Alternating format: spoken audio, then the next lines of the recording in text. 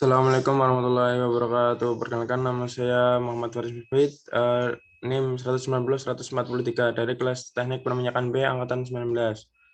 Di sini saya telah mengajukan tugas sebelum kunjungan lapangan yang diampu dosen pengampunya yaitu Pak Winarto MT. Di sini saya akan menjelaskan peralatan pemboran atau instrumentasi pada pemboran, produksi, dan kilang. Yang pertama, peralatan pemboran yaitu casing. Casing berfungsi untuk menjaga dinding lubang bor agar tidak runtuh. Casing dibagi menjadi 4, yaitu konduktor casing, surface casing, dan intermediate casing, dan production casing.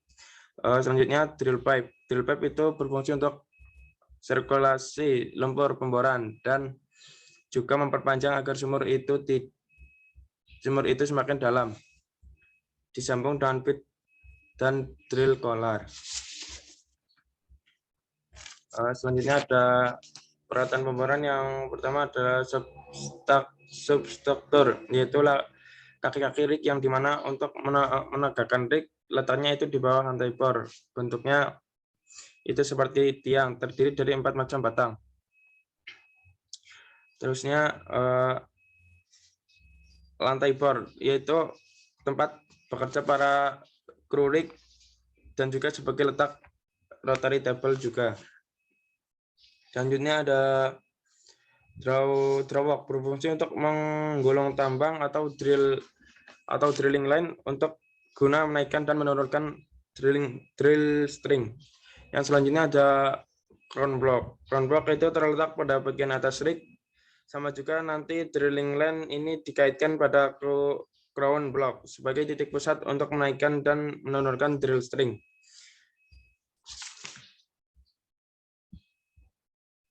Selanjutnya ada traveling block, yaitu juga dikaitkan pada drilling line, sama juga untuk menaikkan dan menurunkan rangkaian. Selanjutnya ada hook.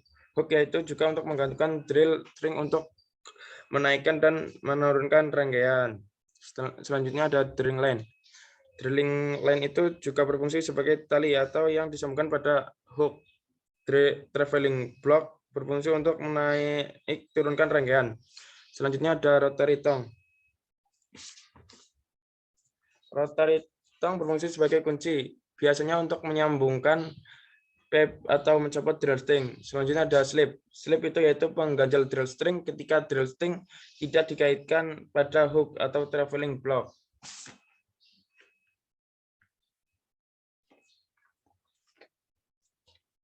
Selanjutnya yaitu bit.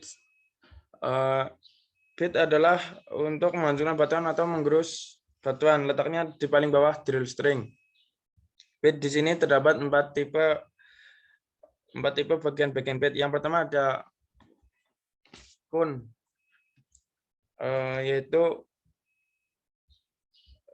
ini yang berputar yang dapat menghancurkan batuan-batuan tersebut. Selanjutnya ada bit lock, yaitu sebagai pondasi kon supaya kun ini kuat.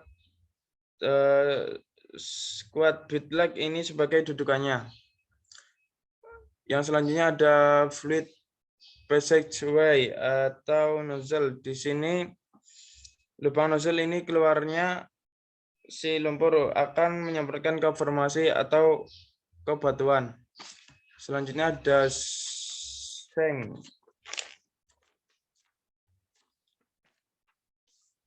Seng yaitu berfungsi untuk sebagai pin untuk nantinya disambungkan ke drill pipe. Next.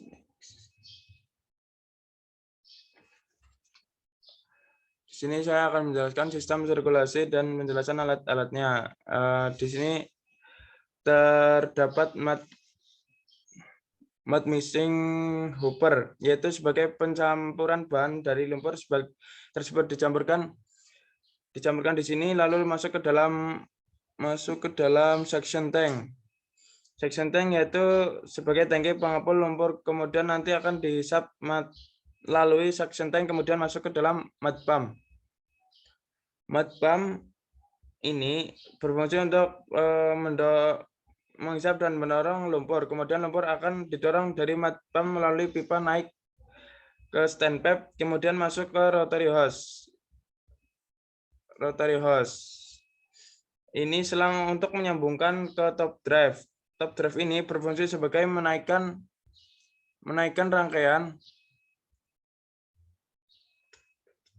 rangkaian, kemudian lumpur akan masuk ke drill string, kemudian keluar melalui lubang nozzle, kemudian naik ke annulus dan keluar melalui jalur flow line.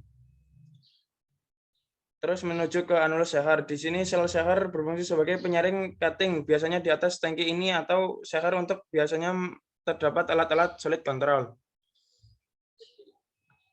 Seperti degasser, descender, dan desilter. Kemudian juga ada alat-alat ketika blow out akan digunakan, yaitu choke line. Nanti choke line akan disambungkan pada block pressure manifold. Kemudian nanti dialirkan ke mud gas separator, kemudian dialirkan ke flare gas. Gasnya akan dibakar. Jika tidak terdapat gas itu tidak menjadi masalah.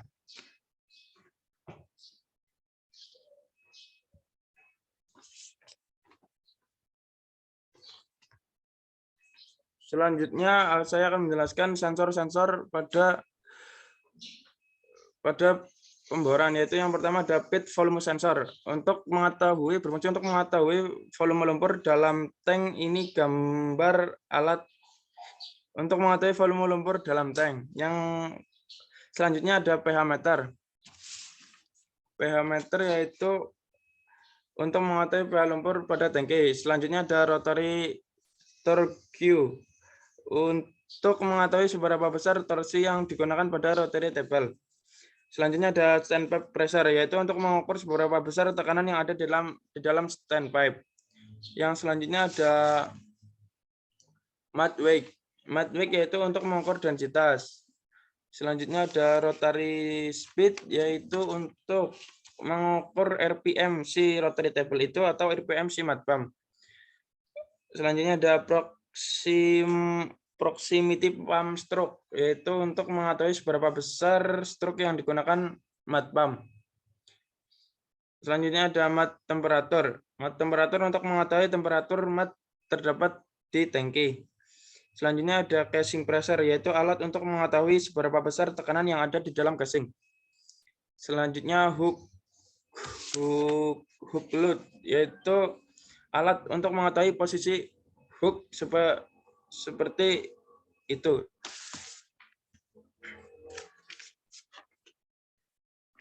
Sekian presentasi dari saya. Apabila ada salah kata, saya mohon maaf. Bila itu wassalamualaikum warahmatullahi wabarakatuh. Waalaikumsalam.